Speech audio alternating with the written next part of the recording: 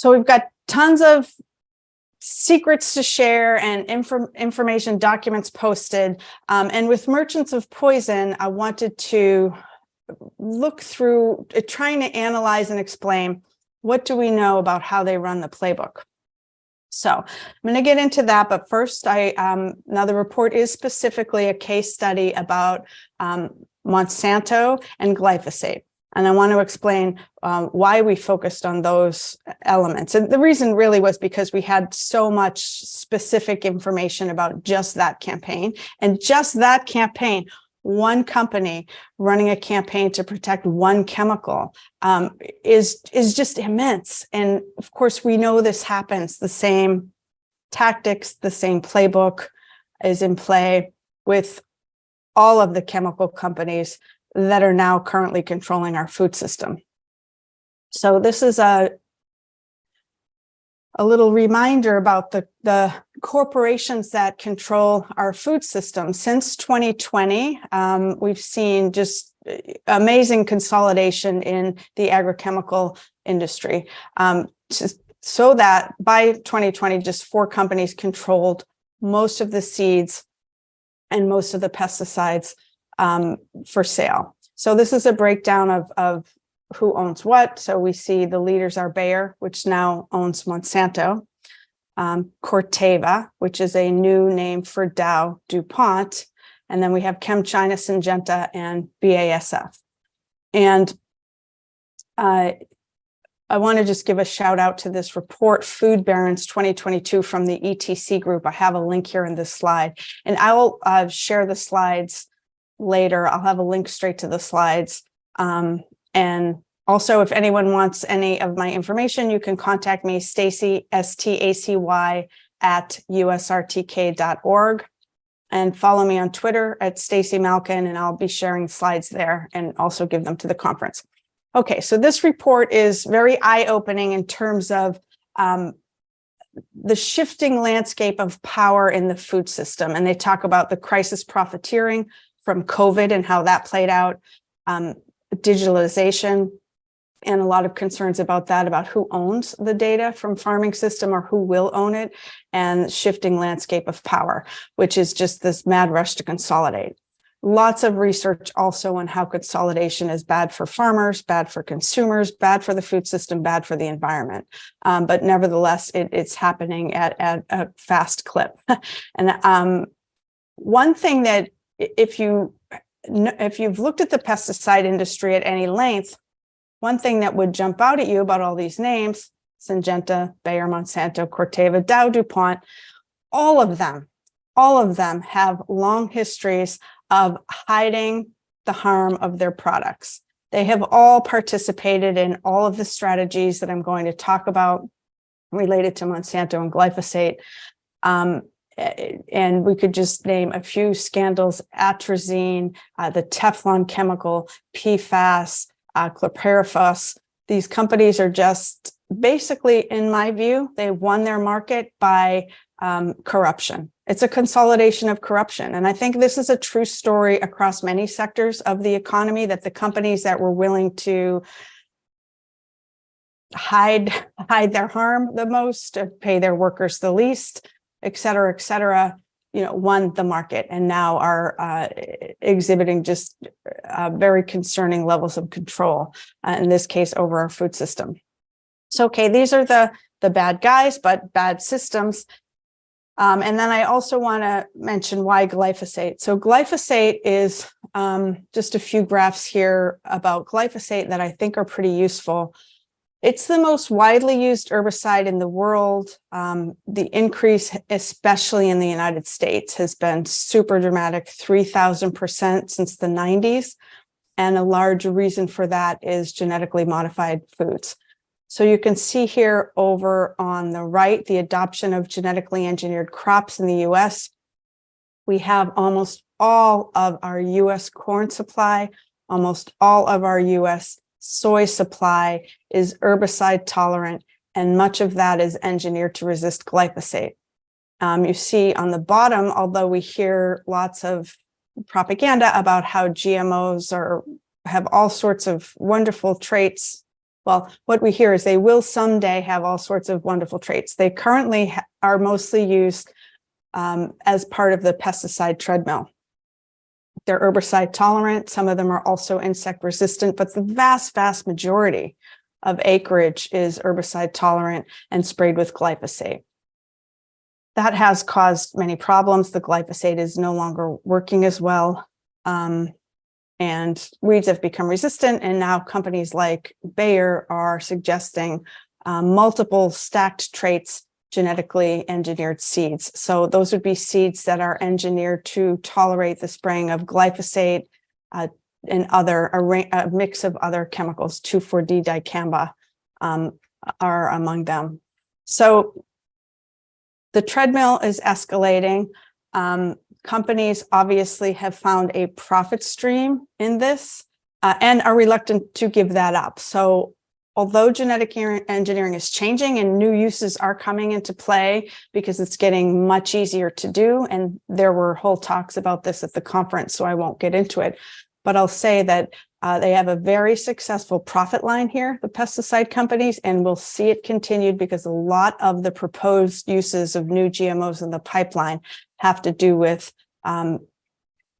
chemical tolerance, which is, a good for their profits and bad for, unfortunately, the soil and for the future of farming.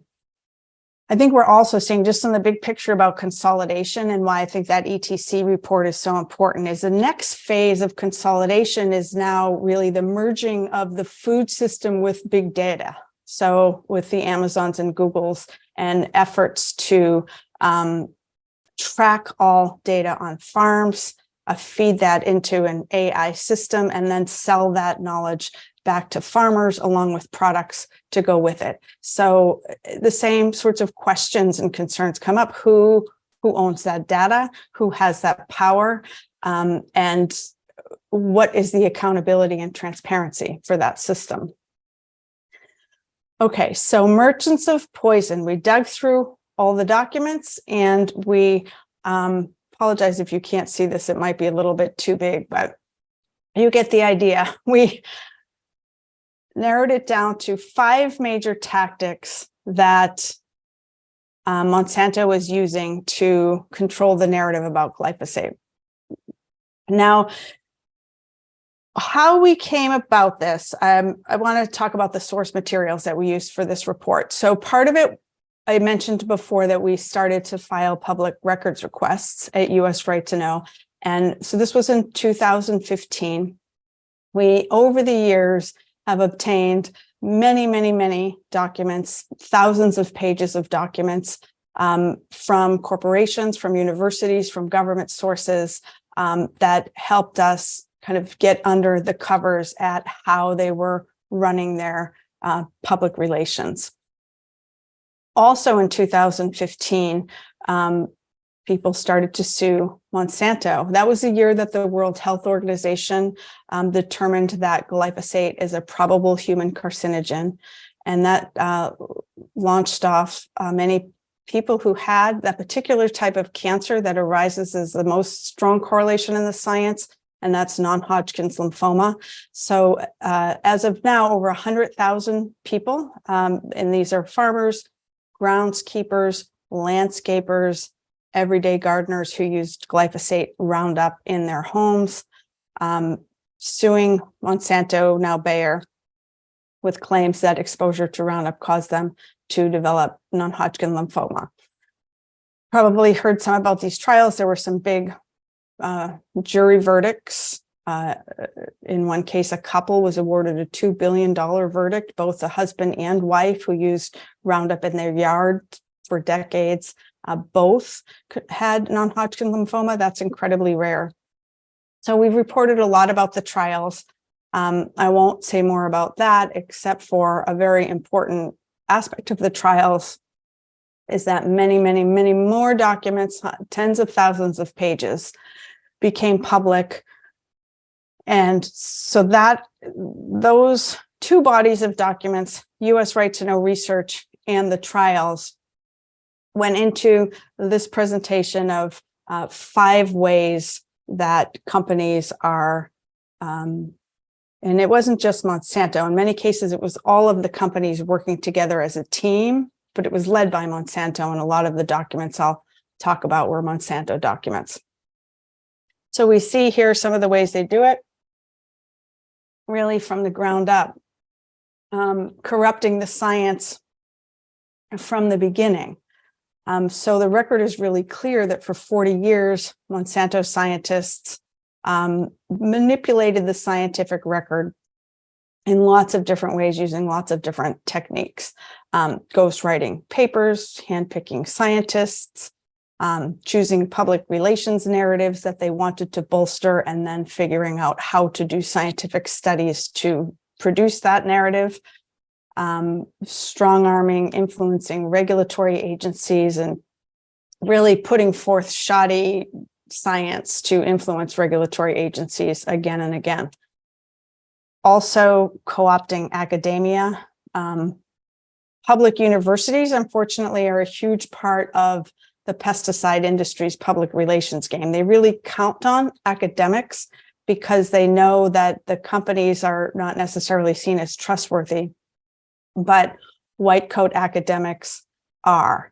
And so we found many examples of white coat, supposedly independent academics who were actually working directly with Monsanto, in some cases paid directly by them to do public relations and lobbying. We also have the mobilization of many, many third parties, astonishing array of third parties. So I'll tell some details about kind of how that works. And who the key players are. And also this attacking and tracking efforts.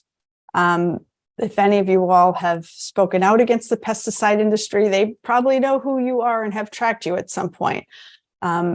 It emerged that in France, there was a whistleblower at one of the PR firms that came forth with lists of 200 people that the pesticide industry was tracking closely with personal details. What was your influence level? What was your opinion? The media described it as friends and foes of pesticides. So they're really keeping good track of the landscape of who says what so that they can deploy trolls or front groups or academics to argue with you and just keep the fights going.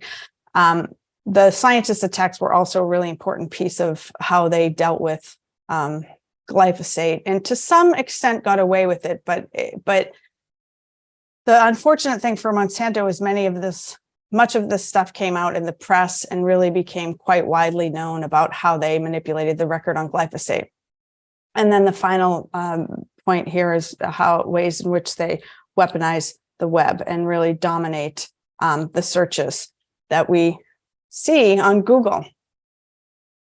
So there's your big picture. And I really love this quote from Garry Kasparov, because I think to me, it really says what is the most important thing to understand about corporate propaganda.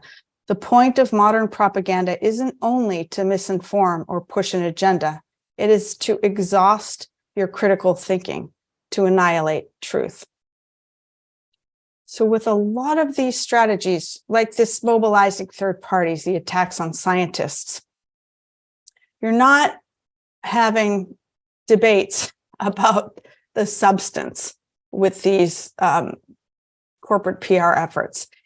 It's instead efforts to shame, to silence, to discredit, to make noise, to confuse, to overwhelm. That's how they won Proposition 37 in the end, just a blizzard of confusion that makes people say, forget it, I don't want any part of that. And so this blizzard of confusion intended to have all of us back off this idea that we need to reclaim and radically change the food system in order to survive, in order to deal with climate change, in order to feed the world. So let's, with that, dive a little bit more into, I want to tell, in each of these areas, I want to tell a story, a scandal from the documents. I'll tell some overall points and then also just give you an example of flavor for how they do their activities. So in the first piece, corrupting science, So as I said, this has gone on for a long time. It really was exposed, lots of press coverage about lots of different aspects of how they did it. Ghostwriting, really having influence over scientific journals and what gets published. People with conflicts of interest that weren't disclosed, chairing important meetings that then decided about glyphosate safety. People straight up writing papers that Monsanto had framed, and Monsanto scientists had had a heavy hand in that, where that relationship was not disclosed to the public. One example, just to again give you a flavor of it. So there you see Monsanto scientists talking in the emails amongst each other about vulnerabilities in the science, and they had quotes around them, but vulnerabilities in the science, meaning that here are some ways that glyphosate runs into trouble if you really study it closely, or some scientists think so. One of those areas is genotoxicity, which is toxic to the genes, and evidence that glyphosate can set genes up to be more susceptible to cancer. So the scientists see there is vulnerability in this area for them, for the profit line of glyphosate. So they hire a scientist to study it and write a paper, go through the literature, and what does he think? So the scientist comes back and says, this is a concern, and here's many more studies that you should conduct to truly understand it. So they take this report, they go back talking amongst themselves, and you see the scientists saying, we're not going to do those studies that he suggests. Can we convince him to rewrite this study, or should we go find another good scientist?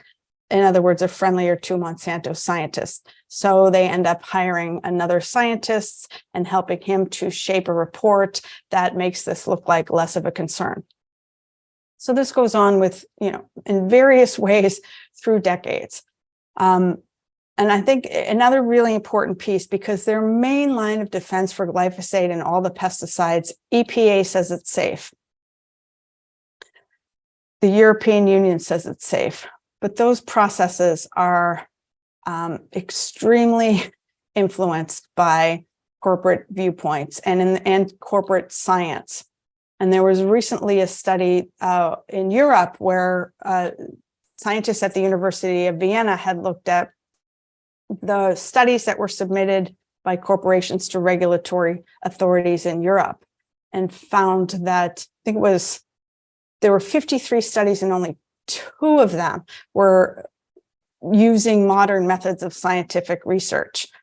They were just outdated. They were using old methods. They didn't even include the most reliable tests for detecting cancer.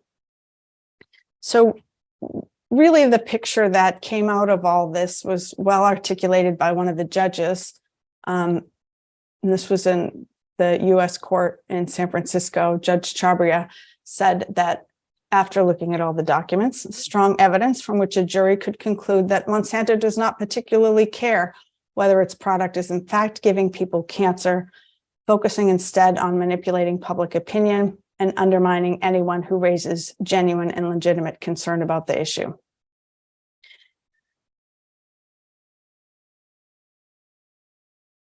So this is why we cannot trust and should not trust and can't leave it up to corporations to tell us what's safe or not about their products.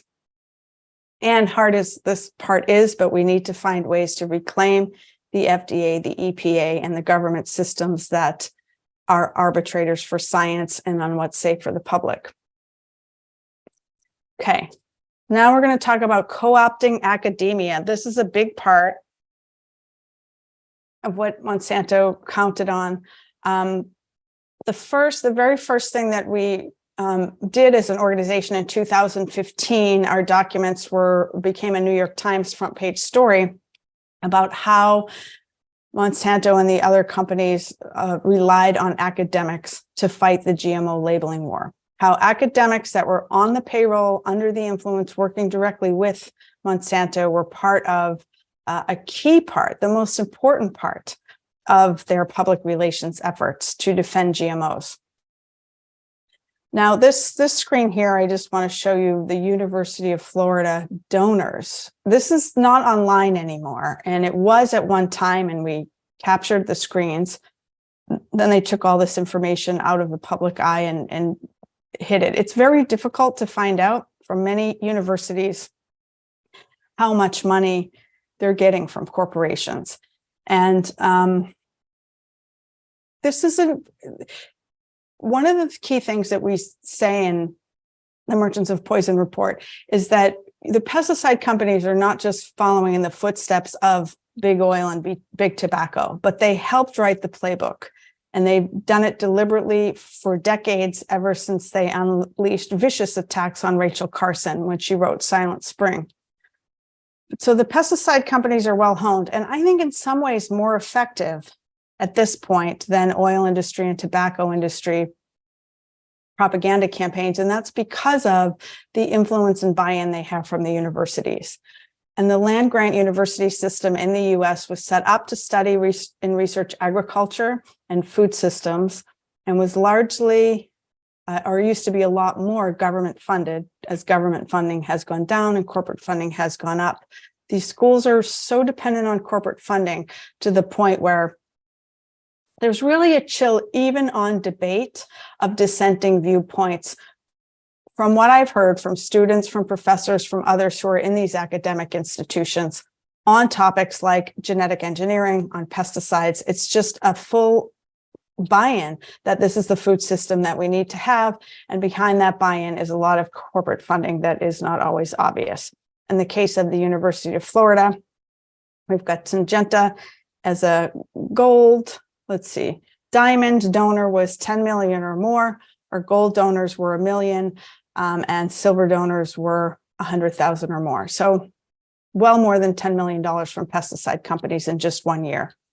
And the University of Florida also had, these are just some of the headlines that came out to show that a lot of this has been in the press.